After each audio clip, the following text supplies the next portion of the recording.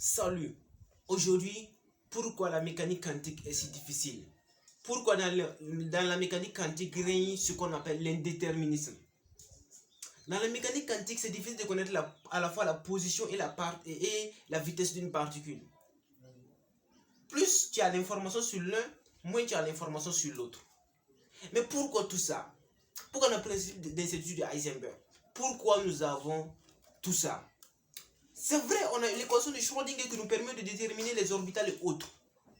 Mais en réalité, c'est pourquoi les choses fonctionnent comme ça. Sinon, les physiciens savent comment. Ils savent comment on peut prédire les choses en mécanique quantique avec exactitude. Mais pourquoi ça fonctionne comme ça, là, ils ne savent pas. Et c'est ça le plus important. Et c'est l'idée qu'avait Albert Einstein quand il dit Dieu ne joue pas au dé. Tout simplement parce que les physiciens ne savent pas pourquoi les choses fonctionnent comme ça. Et ils ont dit que Einstein lui-même, il a tort. Et moi, aujourd'hui, pour te convaincre que Einstein n'a pas tort, je vais te proposer de faire une toute petite expérience qui va expliquer ce que je veux dire. Donc, viens voir l'expérience. Alors, voici l'expérience dont je te propose. Imagine cette boîte dans l'eau. Tu vois qu'elle bouge. Mais le problème, c'est que imagine maintenant que tu ne vois plus l'eau. Et tu vas dire que la boîte, elle bouge par elle-même. Si tu ne vois plus l'eau, c'est ce que tu vas dire. La boîte bouge par elle-même. Mais c'est complètement faux. C'est le mouvement de l'eau qui induit un mouvement sur la boîte. Donc la boîte n'est pas indépendante.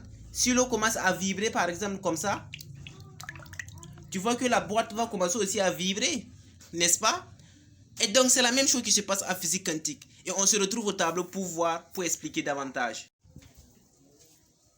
Donc c'est ça l'expérience dont je te propose. Tu vois, dans l'expérience que je t'ai montré, on a une boîte qui est sur l'eau. Voilà. Et si l'eau commence à bouger, la boîte va suivre le mouvement. Donc la boîte n'a pas un mouvement, elle n'est pas indépendante. Elle suit le mouvement de l'eau. Et ce que je veux que tu imagines maintenant, c'est que l'espace dans lequel nous sommes est comme un fluide parfait. Ce que je veux te dire, c'est que on ne doit pas se poser la question, on ne doit pas plutôt voir l'électron en train de bouger comme ça et dire qu'on ne peut pas déterminer à la fois sa position et sa vitesse. La question qu'on doit se poser, est l'électron se trouve dans quoi en réalité? Il est dans quel milieu? En réalité, l'électron n'a pas de mouvement propre. C'est ce qui fait que la physique quantique pour moi paraît si difficile. C'est que nous ne nous posons pas la question dans quel milieu l'électron il est.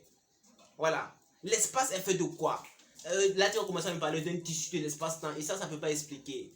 Ça ne peut pas expliquer. L'espace, l'électron, il est dans quel milieu? L'espace est comment? Est-ce que c'est un fluide? Si le poisson qui est dans l'eau, c'est qu'il est dans l'eau, alors tout ce qui va se passer dans l'eau, il est capable de prédire ça. Parce que tout simplement, il sait qu'il est dans l'eau. Mais si nous ne savons pas de quoi est fait l'espace, on ne pourra jamais déterminer la position de la particule. Et on va parler de principe d'incertitude, dire que si on connaît sa vitesse, on a moins d'informations sur sa position. C'est ce qui va se passer. C'est ça le problème. Nous ne savons pas c'est quoi l'espace d'abord. Je veux que tu comprennes une chose, c'est que notre science, elle est primitive d'abord. Notre science moderne ne dépasse pas 400 ans, elle est primitive. Donc parler même de la théorie du tout d'abord, c'est être, on n'est pas humble. Donc merci pour votre attention.